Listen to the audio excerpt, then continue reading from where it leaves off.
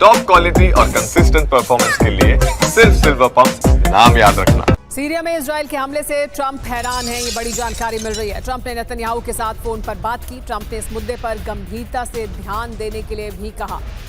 तो बहुत गंभीर है ट्रंप, जिस तरह से सीरिया पर नेतन्याहू ने हमला किया, लेकिन इजराइल पीछे हटने के लिए तैयार नहीं है। इस बीच एक और बड़ी खबर आ रही है। बड़ी खबर ये कि परमाणु कार्यक्रम से पीछे नहीं हटेगा ईरान। ये एक बार फिर ईरान ने साफ कर दिया है। ईरान के विदेश मंत्री आरागची ने बड़ा बयान दिया है। परमाणु कार्यक्रम हमारे राष्ट्रीय गौरव का प्रश्न है, कहा है आरागची ने। एटमी साइट पर गंभीर नुकसान होने से संवर्धन अभी रुका हुआ है, ये उन्होंने कहा, लेकिन किसी भी कीमत पर यूरेनियम संवर्धन नहीं रुकेगा।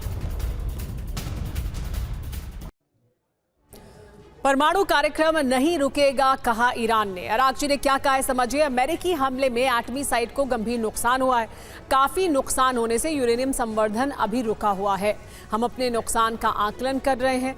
परमाणु कार्यक्रम को लेकर यह स्पष्ट किया लेकिन कि ईरान का परमाणु कार्यक्रम रुकने वाला नहीं है। यूरेनियम संवर्धन का काम जारी रहने वाला है। हमारे वैज्ञानिकों की यह बड़ी उपलब्धि है। परमाणु कार्यक्रम हमारे लिए राष्ट्रीय गौरव का प्रश्न है। दरअसल इसके मायने क्या है ये भी समझिए। किसी भी दबाव में ईरान रुकने वाला नहीं है, अपना परमाणु कार्यक्रम जारी रखेगा।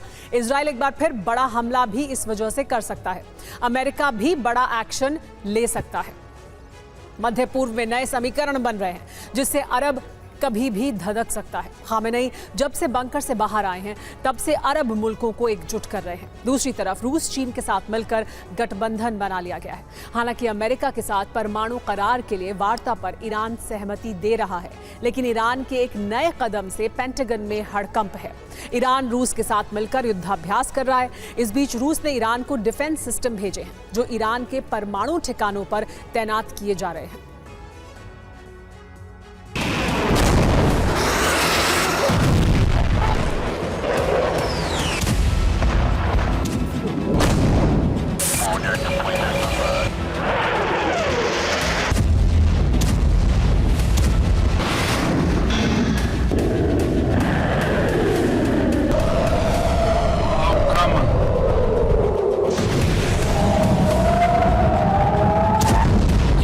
कुछ तस्वीरें दिखने में सामान्य होती हैं, लेकिन उनके संकेत बेहद खौफनाक। मॉस्को से आई ये तस्वीर भी ऐसी ही।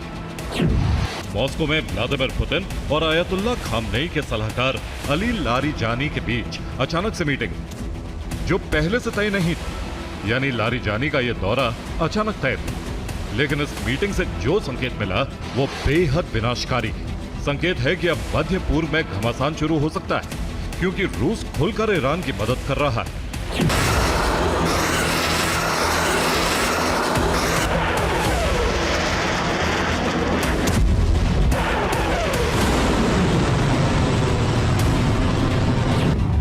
मीटिंग के बाद ना तो प्रेस कॉन्फ्रेंस हुई, ना ही ये बताया गया कि अचानक से इस मुलाकात की वजह क्या थी। ऐसे कयास लगाए जा रहे हैं कि पुतिन और लारिजानी की सीक्रेट मीटिंग में खामनेई का संदेश लेकर लारिजानी पहुंचे थे, जिसमें रूस से सैन्य मदद के लिए खामनेई ने कहा था।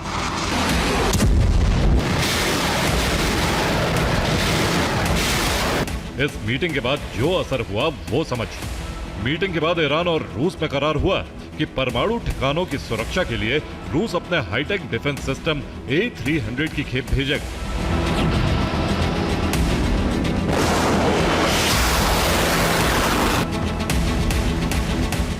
सिर्फ डिफेंस सिस्टम ही नहीं, बल्कि मिसाइल, टैंक और लंबे युद्ध के लिए बारूद भी भेजेगा।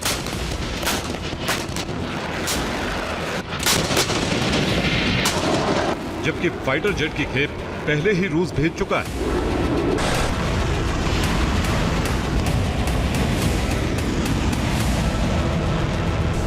साफ है, ईरान आर पार लड़ाई लड़ने को तैयार है, क्योंकि वो किसी भी कीमत पर परमाणु कार्यक्रम बंद नहीं करेगा। जबकि अमेरिका लगातार उस पर यूरेनियम संवर्धन रोकने के लिए कह रहा है। इस बीच ट्रंप ने फिर से धमकी दी। हमने ईरान के तीनों परमाणु साइट पूरी तरह से नष्ट कर दी। ईरान उन्हें ठीक करके दोबारा इस्तेमाल कर सकता है, लेकिन उसका इस्तेमाल सिर्फ लगाए हुए प्रतिबंध के अनुसार होगा। अगर ईरान ने नया परमाणु ठिकाना बनाकर यूरेनियम संवर्धन बढ़ाया तो हम उसे भी तबाह कर देंगे।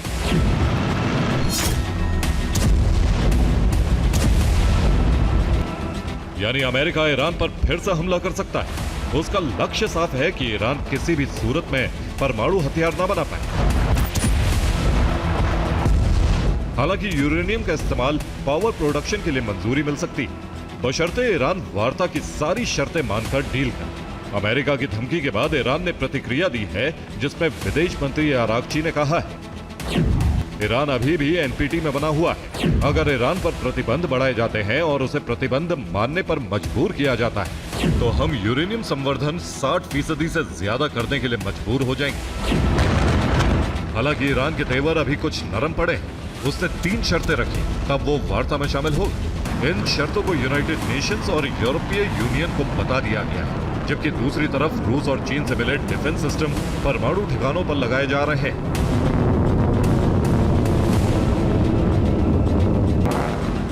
अगर हालात बिगड़े तो परमाणु ठिकानों की सुरक्षा सुनिश्चित की जा सके।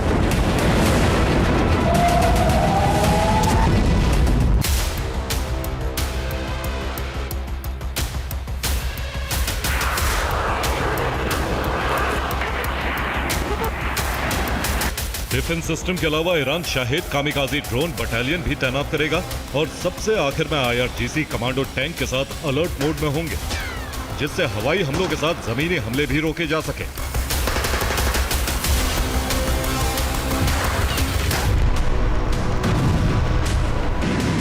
इस बार ईरान किसी भी कीमत पर अमेरिका इजराइल को परमाणु ठिकानों पर हमले करने से रोकने की प्लानिंग कर चुका है।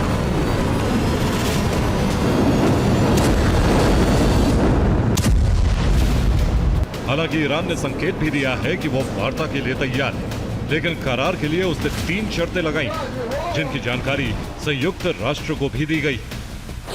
पहली शर्त है कि ईरान यूरेनियम संवर्धन रोकने के लिए करार नहीं करेगा। दूसरी शर्त है अमेरिका इजराइल के हमलों में ईरान को हुए नुकसान का हर्जाना मिले। तीसरी शर्त है ईरान पर हुए हमलों की अंतर्राष्ट्रीय आलोचना होनी चाहिए। साथ ही ईरान ने स्पष्ट कर दिया है कि उसे करार करने के लिए मजबूर नहीं किया जाएगा, न ही किसी तरह का दबाव बनाया जाएगा। अगर ऐसा हुआ तो ईरान कभी भी वार्ता से पीछे हट सकता है। वैसे भी ईरान 3 यूरोपीय देशों के कहने पर वार्ता में शामिल हो सकता है। फ्रांस, जर्मनी और ब्रिटेन ने कहा था कि ईरान पर हमले चौंकाने वाले थे।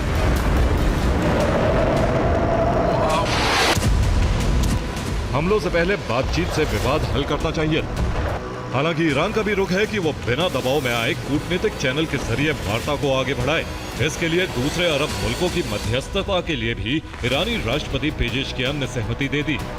अब सब कुछ अमेरिका पर निर्भर करता है कि वो कैसे वार्ता को आगे बढ़ाता है। लेकिन जैसे ईरान को बार बार धमकी दी जा रही है, उससे वार्ता सफल होने के आसार बहुत कम लग रहे हैं। यही वजह है कि ईरान ने नई रणनीति बनाई।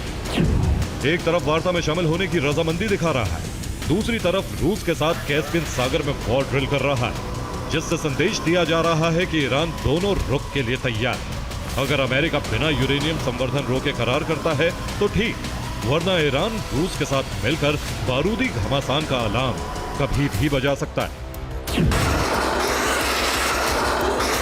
सिर्फ रूस ही नहीं, चीन और नॉर्थ कोरिया का साथ भी ईरान को मिल चुका है और खामनेई अरब मुल्कों को साथ लेकर इस टकराव को धर्म युद्ध में बदलने की कोशिश में।